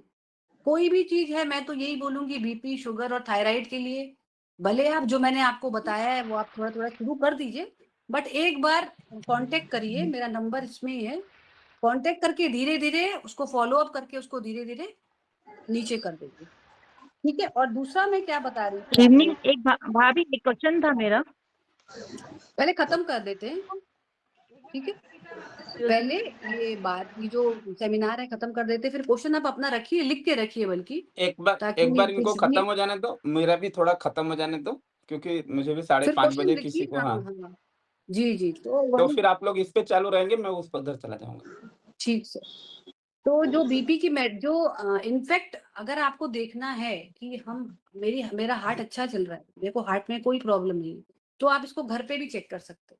आप घर पे अगर आपके पास ब्लड ब्लड प्रेशर का मॉनिटर है आपको करने का, तो आप चेक करिए कि आपका हार्ट कैसा काम कर रहा है, एंजाइना कैसा काम कर रहा है। तो आपका जो ब्लड प्रेशर है मॉर्निंग का, जो आप मॉर्निंग चेक करेंगे 8-9 बजे सपोज़, वो थोड़ा-सा ज़्यादा आना चाहिए कंपैरेटिवली रात को। जो आप मान लो सुबह आपका 140/90 आया, तो आप रात को अगर चेक करते हैं ये 130 आता है या 120 आता है, अगर वो कम होके आता है तो मतलब मेरा हार्ट बहुत अच्छा काम कर रहा है। ठीक है? ये मेरा प्रोटोकॉल नहीं है, एक आर्टिकल है हमारे सर का ही। इससे आप अपना चेक कर सकते हैं कि आपका अभी कैसा चल रहा है हार्ट, ठीक है? और इनफैक्ट क्या, अगर ना ये आप चेक करिएगा और मेरे को बताइएगा एक बार कि कैसा है। सुबह का मॉनिटर सुबह का ज़्यादा होना चाहिए थोड़ा, और रात का थोड़ा 10-15 पॉइंट अगर कम होता है तो गुड। अगर इक्वल भी होता है तो कोई प्रॉब्लम नहीं है, ठीक है? और दूसरा, अगर जिनका भी बीपी लगातार फ्लक्चुएट होता है, ठीक है? 200, 180 आता है, 200 आ जाता है, कभी-कभी लोगों का 180 आ जाता है, लगातार फ्लक्चुएट हो रहा है। 1-2 बार फ्लक्चुएट हो रहा है, कोई प्रॉब्लम नहीं है। ज़्यादा फ्लक्चुएशन का मतलब है कि हमारे ये किडनी पे लोड दे रहा है, ठीक है? किडनी पे बहुत लोड जा रहा है, तभी वो ये एक किडनी खराब होने का, क्रिएटिनिन ज़्यादा होने का सबसे पहले हम उनको यही ब्लड उनका जो सिम्पटम है, उनका जो डायग्नोज़ है, वो बीपी से ही होता है। क्या डॉक्टर सबसे पहले ये पूछता है क्या बीपी कंट्रोल नहीं है, बीपी फ्लक्चुएट हो रहा है? सबसे बड़ा बड़ा कारण यही है जब क्रिएटिनिन ज़्यादा आता है तो। ब्लड प्रेशर ये अपना ब्लड प्रेशर बहुत फ्लक्चुएशन होता है। और दूसरा हमारे बॉडी में, हमारे पैर में स्वेलिंग होती है, ठीक है? तो वो स्वेलिंग और जो बीपी का फ्लक्चुएशन है वो हमेशा आप हमेशा दिमाग में रखिएगा। और इतना दिमाग रखने की अगर वो ज़रूरत भी नहीं पड़ेगी, जब आप उसको टैपर करते हुए, अपनी मेडिसिन बंद करते हुए अगर रहेंगे, तो तो प्रॉब्लम कभी आएगी नहीं, फ्लक्चुएशंस तो होगा ही नहीं, क्योंकि वहाँ पे तो नाइट्रिक ऑक्साइड का प्रोडक्शन बढ़ रहा है, नेचुरोपैथी के थ्रू, तो वो प्रॉब्लम आएगी ही नहीं। कभी-कभी आप ये मेरे कुछ ऐसे पेशेंट्स भी हैं, कोई दवा भी लेते हैं और 1 हफ्ते तक कम भी नहीं करते, तब they are going to low. तो वो आपको मॉनिटर करके मेरे को फ़ॉलो-अप देना है कि आप ये कर रहे हो, आज का मेरा ब्लड प्रेशर इतना है, उसके अकॉर्डिंग टेपर करके आपको धीरे-धीरे उस जगह उस साइड से लेके आएँगे। यही याद रखना है हमेशा कि बॉडी में हीलिंग पावर बहुत ज़्यादा होती है, बॉडी में ही में हील करने की ताकत है। जैसे आप गिर जाते हो, अगर आपको चोट लग जाती है, तो बॉडी अपने आप उसको हील करती है। आपको कोई कहीं पे भी आपको जख्म हो जाता है, अगर आप उसको 3 से 4 दिन छोड़ भी देते हो, तो वो सूखना स्टार्ट कर देता है। गिर जाते हैं, प्लास्टर लगता है, तो प्लास्टर जो लगेगा वो क्या काम करता है? वो तो सिर्फ़ हड्डी को जोड़ता है, ठीक है? प्लास्टर सपोर्ट करता है, सॉरी, प्लास्टर सपोर्ट करता है। हड्डी को जोड़ने का काम कौन करता है? हमारी बॉडी करती है। बॉडी बहुत इंटेलिजेंट है, वो बहुत काम करती है, वो इधर से उधर आपको प्रॉब्लम नहीं आने देती। ये चीज़ आपका ब्लड शुगर ज़्यादा गया, तो वो लिवर कम हो जाता है, तो लिवर से निकल के आ जाता है। बहुत सी चीज़ें हैं जो बॉडी आपको सपोर्ट करते हुए आपको अभी तक इतनी दवाइयाँ लेने के बावजूद भी आप मेरे सामने बैठे हो। तो मतलब बॉडी कितना सफ़र करके आपको बैठाई हुई है। आगे फ्यूचर में प्रॉब्लम ना आए करके आप ये चीज़ें थोड़ा-सा शुरू कर देंगे, और सब नॉर्मल हो जाएगा। ठीक है सर? आप अपना थोड़ा-सा बता दीजिए, फिर question answer okay, round thank you लेंगे। वर्षा जी। आप इतना सारा सिखाते हो हम लोगों को, ज़रा। और कभी भी कभी भी यदि जीवन में सीखना होता है तो सिखाना होता है तो सीखना बहुत होता है। 1 घंटा बोलने के लिए आपको 10 घंटा, 20 घंटा का टाइम देना होता है। तो वर्षा जी का ये 45 मिनट का टाइम नहीं है, ये 45 घंटे का भी हो सकता है, जो हम लोगों को इन्होंने दिया है। तो हम लोग एक बार इनके आभारी हैं। दूसरा थैंकफुल एक है बात उनके। दूसरा एक बात मुझे बोलना है कि देखिए दिमाग को एकदम ट्रेंड कर दो कि जीवन है तो समस्या आएगी ही आएगी। जीवन है तो समस्या आएगी ही आएगी, तो उसकी तैयारी हमको क्या करनी है? रोज़ समस्या आएगी और रोज़ आपको लड़ना है। रोज़ समस्या आएगी, रोज़ आपको लड़ना है, ये मन में ठान लेना है। ये दिमाग को बोल देना है कि भाई समस्या नेचुरल है, वो आएगी ही आएगी और हमको लड़ना है। ठीक है? जैसे अभी वर्षा जी ने बताया, तो इस सुनने भर से कुछ नहीं होने वाला है। आपको इससे लड़ना होगा, आपको जूस बनाना होगा और पीना होगा। सब्ज़ी मार्केट से सब्ज़ी लानी होगी, उसका जूस बनाना होगा, पीना होगा, लड़ना पड़ेगा, तब जाके बीमारी हारेगी। जब दुश्मन आ ही गया है घर में, तब हमको तैयारी करके लड़नी पड़ेगी। ऐसे कुछ नहीं होने वाला है, ठीक है? अभी जो मैं भी बताऊँगा ना, वो भी ऐसे ही सुनने मात्र से कुछ नहीं होने वाला है, आपको लड़ना ही पड़ेगा। जीवन में एक बात का याद रखना, एक अपने ऊपर एक मालिक ज़रूर रखना, एक डाँटने वाला। जब तक आपको कोई डाँटेगा नहीं ना, आप सुधरोगे नहीं। हम लोग अभी भी वही है, बच्चे वाला स्वभाव है, भले बच्चे हमारे बराबर हो गए, लेकिन हमारा नेचुरल स्वभाव तो वैसे ही है। हमको कोई डाँटे नहीं या बीमारी हमको दर्द ना दे तो हम दवा खाएँ क्या? यदि आपको बॉडी में बीमारी हो गई, ठीक? और दर्द नहीं हो रहा है, एकदम मस्त लग रहा है, तो आप दवा खाओगे? नहीं खाओगे। दर्द आपका मालिक है, वो डाँटता है कि दवा खाओ, दर्द हो रहा है। जैसे आप बच्चे को क्या बोलते हो, टाइम हो गया दवा खाओ, टाइम हो गया पढ़ो, टाइम हो गया वो। तो जीवन में किसी भी फ़ील्ड में यदि आपको पैसा बचाना है, चतुर्वेदी साहब हैं, वो दुनिया भर का मनी मैनेजमेंट का सब सिखाते हैं। खाने-पीने का है तो वर्षा जी हैं, योग ध्यान का है, मन का है तो उसके लिए मैं हूँ। एक इंसान आपके जीवन में होना चाहिए, जो आपको बोला और उसको आप अनुभव बता सको। और जैसे अभी हम हैं, हम आपको बोले ये प्राणायाम करो और 5 दिन बाद आप मुझे फ़ोन करो कि मुझे फ़ायदा नहीं हुआ, तो मैं बोलूँगा क्या मतलब अनुभव हो रहा है? आप अनुभव बता दोगे तो हम बता देंगे आप 2 मिनट करते हो कि 10 मिनट करते हो।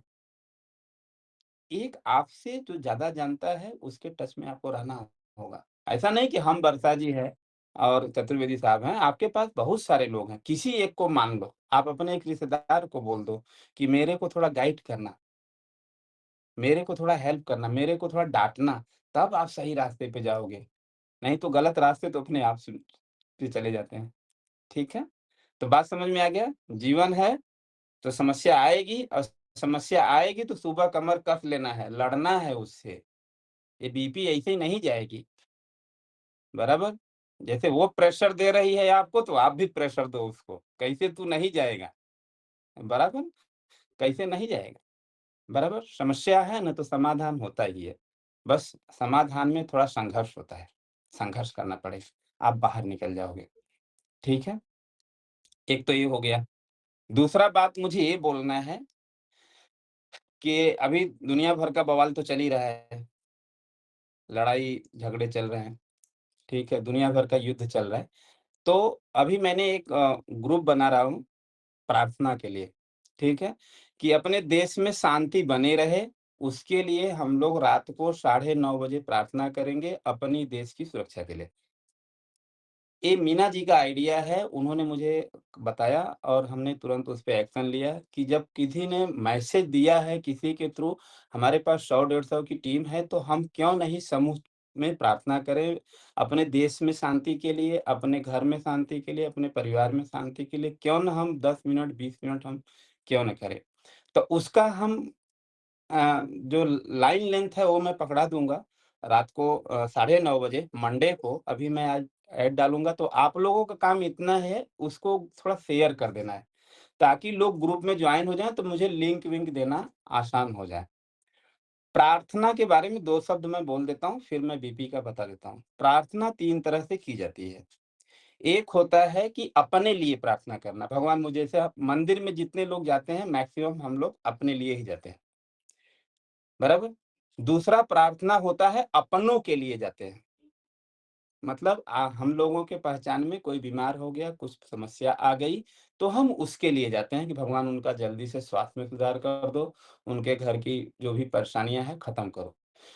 ये 2 प्रार्थना हो गई अपने लिए, अपनों के लिए, तीसरी प्रार्थना होती है जिसको आप जानते ही नहीं हो, उसके लिए। और जो सबसे पावरफुल होती है वो तीसरे लेवल की प्रार्थना होती है। इसको बोला जाता है कि जब हम अपने लिए माँगते हैं तो कुदरत उतना ध्यान नहीं देता है, लेकिन अपनों के लिए माँगते हैं थोड़ा ज़्यादा ध्यान देता है। और जब हम जिसको नहीं जानते हैं उसके लिए कुछ माँगते हैं, कुछ करते हैं तो कुदरत बहुत जल्दी तथास्तु करता है। क्योंकि हम अपने लिए जब माँगते हैं तो डाउट होता है, पता नहीं भगवान देंगे कि नहीं? मैंने बहुत सारा गड़बड़ियाँ की है, ऐसा किया है, वैसा किया है। बहुत सारा थॉट्स आएगा कि नहीं आएगा? कभी-कभी हम ज़रूरत से ज़्यादा माँग लेते हैं, हमारे अंदर चल ही रहा है। जैसे अभी हम बोलें कि भगवान मुझे मर्सिडीज़ दे दो, तो वो बोलेंगे यार अभी थोड़ा-सा 10-20 लाख की गाड़ी लो तो फिर मैं सोचता हूँ। अभी तू तो वहाँ पहुँचा ही नहीं, मेरे अंदर ही आएगा ना, वहाँ तक तो मैं पहुँचा नहीं। तो आप जब जिसको नहीं जानते हो उसके लिए माँगते हो ना कुदरत से, तो कुदरत मतलब आपका जो बिलीफ है ना बहुत हायर लेवल पे होता है और हो जाता है, तथास्तु हो जाता है। तो हम लोग थर्ड लेवल का प्रेयर करेंगे, मतलब पूरे इंडिया के लिए, अपने हिंदुस्तान के लिए करेंगे कि अपने हिंदुस्तान में सुख शांति बनी रहे। भाई देखो, मैंने जो अभी तक सीखा है कि यदि 100 लोग बैठ कर के एक जगह ध्यान करें, 100 लोग बैठ के एक जगह ध्यान करें, तो 5 किलोमीटर के एरिया में क्राइम खत्म हो जाता है, बराबर? और यदि हम लोग जहाँ पे हैं वहीं पे बैठ के करेंगे कम से कम 5 किलोमीटर नहीं तो 5 मीटर का एरिया तो सही होगा ना? हम जो प्रार्थना करेंगे तो। तो मैं प्रार्थना पे बोलूँगा भी मंडे को, क्या-क्या होता है, कैसे काम करता है और मैं कराऊँगा भी, ठीक है? तो उसमें हमारा कोशिश है कि इसमें मेरा कोई स्वार्थ नहीं है, हमारा है कि भई अपना यदि मुझे टेक्निक पता है और किसी ने मुझे रास्ता दिखाया है तो मुझे चलना चाहिए। जैसे आज वर्षा जी ने रास्ता बताया, तो यदि आप तुरंत एक्शन में आओगे, आप तुरंत रिज़ल्ट लोगे। आप सोचते रहोगे तो रिज़ल्ट भी सोचता रहेगा। तो इन्होंने मुझे रात में मैसेज किया, सुबह में मैसेज किया, मैंने दोपहर में इनको फ़ोन किया। हमने वो सब बना दिया, अब खाली यही वर्षा जी का मुझे मैसेज करना था पूरे सबको, तो मैंने नहीं डाला कि लोग कन्फ्यूज़ जाएँगे, इनका खत्म हो गया। अब इसके बाद मैं तुरंत ग्रुप में डाल दूँगा। आप लोग भी बिंदास शेयर कर दीजिएगा। साढ़े 9 बजे से लेके 5 दिन का हम कराएँगे, उसके बाद मेरा प्लानिंग है 5 दिन और कराने का। तो पहले 2 दिन में जितने लोग आएँगे उनको सिखाएँगे, फिर अगला 5 दिन में। ठीक है? तो आप लोग इसमें मतलब देश सेवा में थोड़ा-सा जो हम लोगों के अंदर है उस लेवल पे फाइट तो करें, ठीक है? 2 बातें हो गई। तीसरी बातें है कि बीपी का, तो 2 तरह हम जो है ना अभी समय कम है, मैं थोड़ा-सा ना 2-3 ब्रीथिंग सिखा देता हूँ, हालाँकि अनुलोम-विलोम, भ्रामरी वो तो लगभग सबको पता है। अनुलोम-विलोम और भ्रामरी ये सबको पता है। 1 1 मिनट।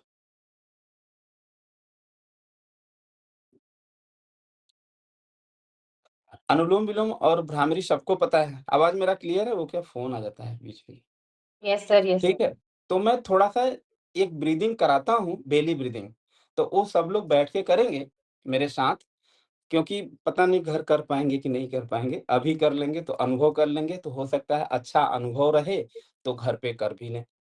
तो सीधा बैठना है, आँखें बंद करनी है, अपना लेफ्ट हैंड नाभि पर रखना है, राइट हैंड को भी नाभि पे रख लेना है।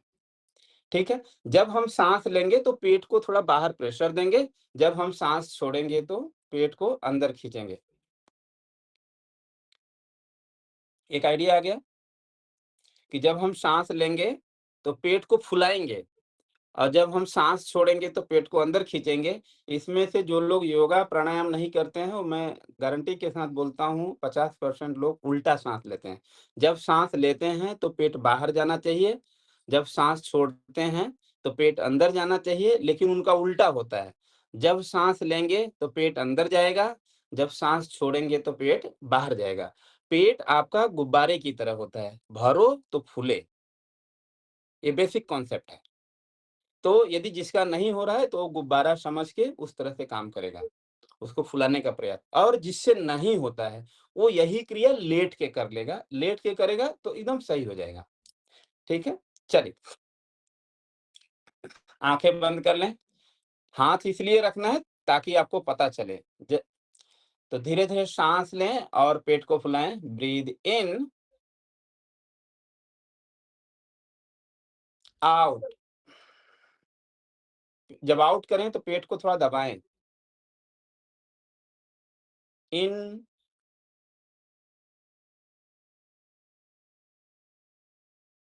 Out,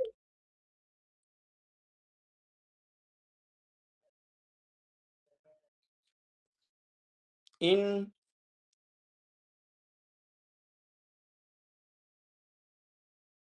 out,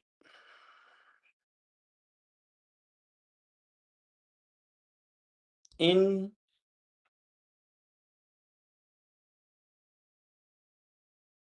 out,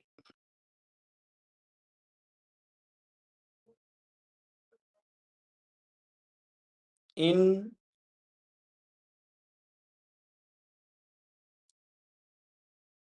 out,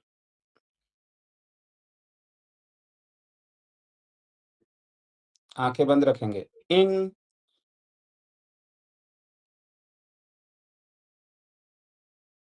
out,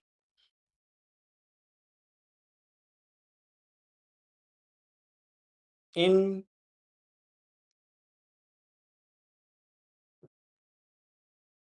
out,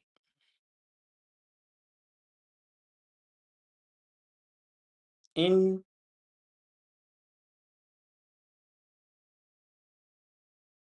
out,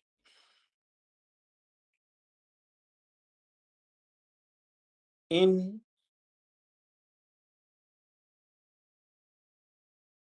out,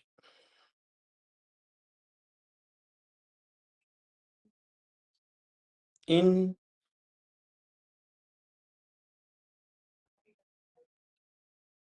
out,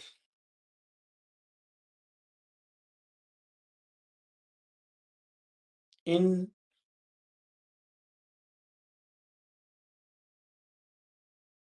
out, इन, आउट। बस आँखें बंद रखें, थोड़ा-सा अनुभव करें कि आपके शरीर, साँस, मन पर क्या प्रभाव पड़ा।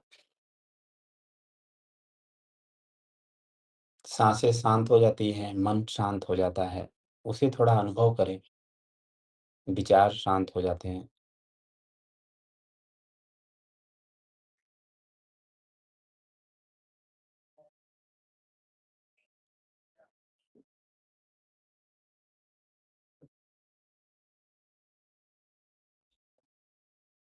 अपने साँस पर ध्यान रखें, साँस को देखें।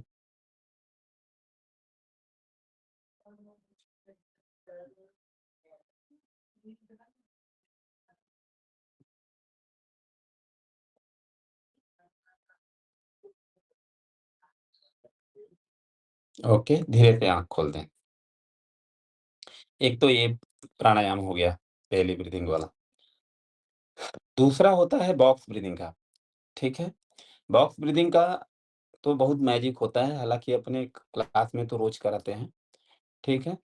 अच्छा, कितने काफ़ी लोगों को लगा होगा ना कि गलत साँस की क्रिया हम करते हैं, जो लोग नए होंगे, उनका ये कई अनुभव ज़रूर रहा होगा। साँस ले रहे होंगे तो पेट अंदर जा रहा होगा, बराबर? तो उसको आप करेक्ट करिए। पूरा जीवन निकल गया, जब धरती पे आए तो पहला काम साँस लेने का, धरती से जाएँगे तो साँस छोड़ने का। पहला काम ही हम लोग गलत कर रहे हैं, बराबर? और बोला जाता है शुरुआत शुभ करोगे तो सब कुछ अच्छा होता चला जाएगा। इसलिए घर खरीदते हैं तो पहला वास्तु पूजा करते हैं, अच्छा-अच्छा काम। भाई पहले साँस लेना सीख लो, बाकी का घटना अपने आप सही होता चला जाएगा। तो ठीक सांस है? लेंगे तो पेट भर, राइट? जी, ओके सर। अभी स हाँ, अभी आप जैसे लोग मत पूछें ये सवाल, नहीं तो मैं ठीक है, अब हम लोग आएँगे बॉक्स ब्रीथिंग पे। बॉक्स ब्रीथिंग वर, हाँ? वर्षा जी पूछ रही है। नहीं, नहीं, नहीं, दूसरा कोई था, नाम नहीं बताऊँगा, नहीं तो फिर इज़्ज़त हाँ, ठीक है। अब हम लोग आएँगे किस पे बॉक्स ब्रीथिंग पे। बॉक्स ब्रीथिंग में क्या करना है, जैसे साँस लो, थोड़ा-सा रोको, फिर छोड़ो, थोड़ा-सा रोको, फिर साँस लो, रोको, छोड़ो, रोको, मतलब इसको करो। अब इससे क्या होगा कि आपकी एकाग्रता इतनी बढ़िया हो जाएगी ना, माइंड में जो भी तनाव था ना, वो खत्म हो जाएगा। और ब्रीथ आउट कर जो होल्ड का फ़ायदा है, वो तो जैसे कि योग में कहा जाता है कि सारी विद्या फ़ेल हो गई तो कुंभक थेरेपी करा दो, साँस रोकने वाला क्रिया सिखा दो, तो कोई समस्या कोई भी होगी, समाधान उसमें छिपा हुआ है। तो उसमें आप ये भी ऐड करो, तो वो मैं करा देता हूँ।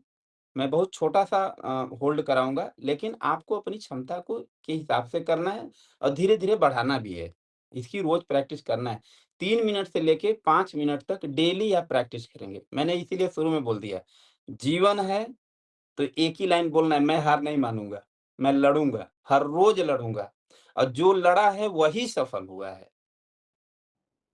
हारना कितना आसान है, न बोलना बहुत आसान है, हाँ बोल के देखो समस्या बढ़ जाती है। जैसे अभी वर्षा जी ने बोला प्रोग्राम करना है, मैंने बोला इनको कि प्रोग्राम करना है, तो इन्होंने बोला हाँ। अब हाँ बोले तो ये अभी जो बोले हैं ना, एक दिन से टेंशन रहा होगा, फिर दिन में पढ़े होंगे, क्या बोलना है? हाँ बोलने में कितनी समस्या बढ़ गई। ना बोल दिए होते तो आराम से मस्त रहते। अभी यदि आप हाँ बोलोगे ना, काम बढ़ जाएगा, टाइम निकालना पड़ेगा, बैठना पड़ेगा, करना पड़ेगा, बराबर? तो चलिए हम लोग बॉक्स ब्रीथिंग का प्रैक्टिस करेंगे, वो कैसे करते हैं? जैसे आप बैठोगे ना, तो धीरे-धीरे साँस लोगे। एक बार जैसे मैं बता देता हूँ, फिर साथ में करेंगे 2-3 मिनट तक। ये धीरे-धीरे साँस लेंगे,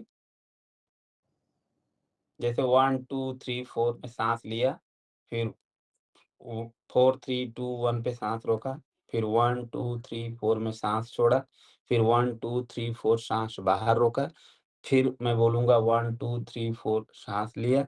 इस तरह से थोड़ा 2-3 मिनट हम लोग करेंगे। एक बार मुझे आपको ट्रैक पकड़ा देना है, बाद में आप प्रैक्टिस करना। हालाँकि मैं इसका वीडियो भी बना रहा हूँ, तो मैं यूट्यूब पे डाल दूँगा, तो आप लोग शुरू में मैंने बहुत कुछ बोल दिया है, तो मैं हाई बीपी का नाम डालूँगा, आप उस हिसाब से सेव कर लेना, 2-3 दिन लास्ट में भगा के आप देख लेना और प्रैक्टिस कर लेना।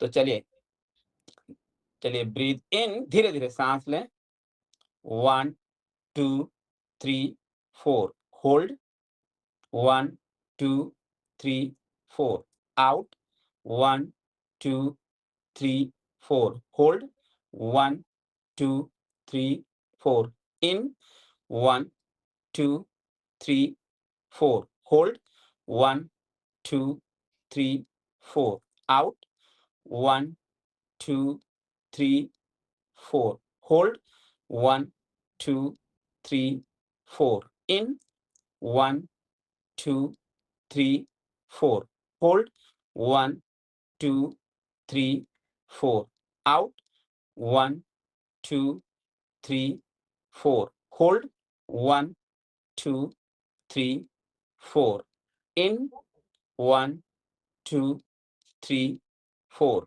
hold, 1, 2, 3, 4 out, 1, 2, 3, 4 hold, 1, 2, 3, 4 in, 1, 2, 3, 4 hold, 1, 2, 3, 4 out, 1, 2, 3, 4 hold, 1, 2, 3, 4 in, 1, 2, 3, 4 hold, 1, 2, 3, 4 out, 1, 2, 3, 4 hold, 1, 2, 3, 4 in, 1, 2, 3, 4 hold, 1, 2,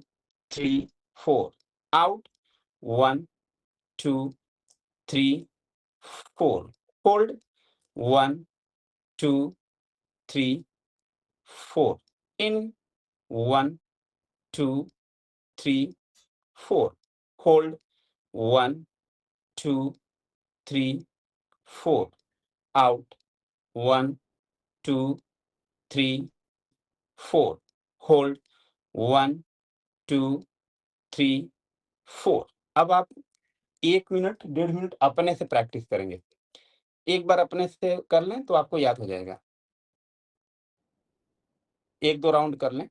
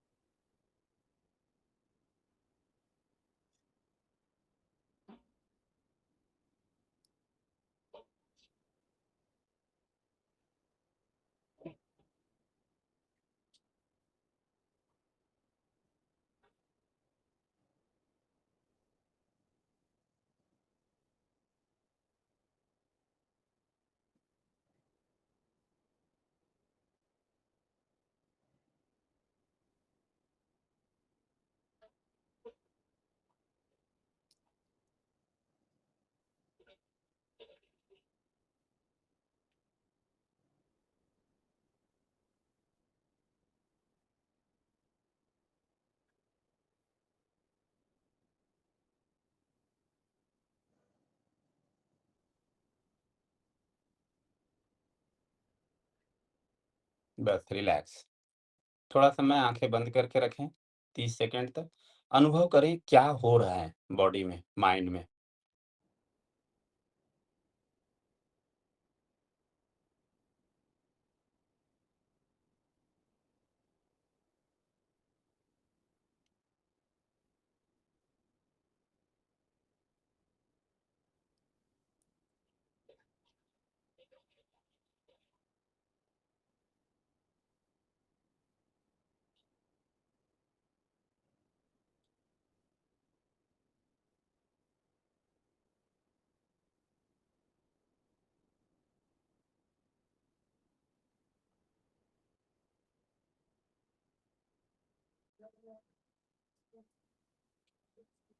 धीरे से आँख खोल देंगे। ठीक, तो 2 तो मैंने सिखा दिया, बराबर? जो मेन था। अनुलोम-विलोम आपको पता है, भ्रामरी आपको पता है। भ्रामरी के बारे में उन्होंने बोला वो नाइट्रस ऑक्साइड गैस निकलती है जो बॉडी को ब्लॉकेज को खोलती है। दुनिया भर का जो बेनिफिट है वो तो है ही है। अनुलोम-विलोम है। अब करना कैसे है? जब भी आपको टाइम मिले दिन में, तो भ्रामरी कर लो। दिन में मतलब जैसे मैं एक लाइन बोलता हूँ, जैसे एक चोर है तो किस फिराक में रहता है? कब मौका मिले चोरी कर लो। यही फिराक में रहता है ना? ऐसे ही आप भी फिराक में रहो, कब टाइम मिले 2 बार कर लो, कम टाइम मिले 3 बार कर लो, बराबर? जो आपके थॉट्स कंटिन्यू चल रहे हैं ना, उसको ब्रेक करो। आपका जो डेली का फ्लो चल रहा है ना, ब्रेक करो आप उसको, माइंड को ब्रेक करो। फिर आप देखो मैजिक चालू हो जाएगा आपके जीवन में। तो थोड़ा-थोड़ा आप लोग काम करेंगे अपने ऊपर, ठीक है? तो इम्पोर्टेंट जो मैसेज है कि हम लोग मंडे से शुरू करने वाले हैं, विश्व के लिए प्रार्थना, विश्व में शांति के लिए प्रार्थना करने वाले हैं, तो जितना ज़्यादा से ज़्यादा हो सके आप लोगों को जोड़ें। क्योंकि जितना 3 चेतना होती है, आत्म चेतना, समूह चेतना, विश्व चेतना। हम अकेले भगवान से माँगते हैं तो आत्म चेतना, समूह चेतना से नहीं जुड़ पाती है, तो इसलिए बात नहीं सुनी जाती है। यदि वही 2 लोग, ये क्यों बोला जाता है हस्बैंड वाइफ साथ में बैठ के पूजा करें? नहीं, ये बोला जाता है ना? उसका कभी मतलब समझा आपने? नहीं, उसका होता है जब आप अकेले पूजा करते हो तो आत्म चेतना की बात विश्व चेतना जल्दी नहीं सुनता है। जैसे ही 1 से 2 हो गए तो आत्म चेतना बदल गया समूह चेतना में, और जब समूह चेतना में बात बदल गई तो विश्व चेतना उसको बहुत जल्दी सुनती है। मतलब विश्व चेतना मतलब परमात्मा। तो जितना इसलिए जो भी मंदिर, मस्जिद, गुरुद्वारा जो भी है उसमें टाइमिंग फिक्स की जाती है प्रार्थना की, ताकि ज़्यादा से ज़्यादा लोग उसमें आएँ और वहाँ पे जो भी माँगा जाएगा, जो भी आपकी डिमांड होगी वो जल्दी से पूरा हो जाएगा। इसलिए हर आदमी शनिवार को हनुमान मंदिर भागता है, अभी मैं भी भागने वाला हूँ, बराबर? हर आदमी शनिवार को मंदिर भागता है, मंगलवार को भागता है, जिसका जो मान्यता है वो भागता है। क्यों उस टाइम पे? उसको ये साइंस पता नहीं है कि वहाँ पे ये होता है, लेकिन वो टाइमिंग पता है और वो जाता ज़रूर है, और जो मंदिर जाता है उसका काम होता भी ज़रूर है। ये अनुभव किया है आप लोगों ने किसी ने? कि जब घर में समस्या थी, मंदिर जाना शुरू किए, काम बनने का मतलब ज़रिया मिलने लगा, रास्ता बनने लगा, धीरे-धीरे घर में सफलता। उसका मात्र और मात्र एक कारण है कि वहाँ पे बहुत सारे लोग होते हैं, समूह चेतना की बात विश्व चेतना जल्दी सुनती है। तो हम लोग यहाँ पे जितना ज़्यादा हो सकेंगे, उतना ज़्यादा हम लोग प्रार्थना करेंगे, समूह बढ़ेगा तो विश्व चेतना हमारी बात सुनेगी। जब अमिताभ बच्चन को चोट लगा था ना कूली में, ये सबको कहानी पता होगी। कोई दवाई काम नहीं कर रही थी। जब पूरा इंडिया के लोग, पूरे विश्व के लोग मिल करके उनके लिए जब पूजा किए ना, प्रार्थना किए ना, तब जाके उस दिन से उनको दवा काम की, उनका तबीयत सही हुआ। उन्होंने एक इंटरव्यू में बोला था, बराबर? समूह चेतना में वो पावर है, बाजी पलट देता है। तो हम लोग भी चलो थोड़ा-सा प्रयास करते हैं। एक स्टोरी के साथ मैं बंद कर देता हूँ। एक बार एक जंगल में आग लगा। जंगल में आग लगा तो सब जानवर जो है बाहर खड़ा होके देख रहे थे।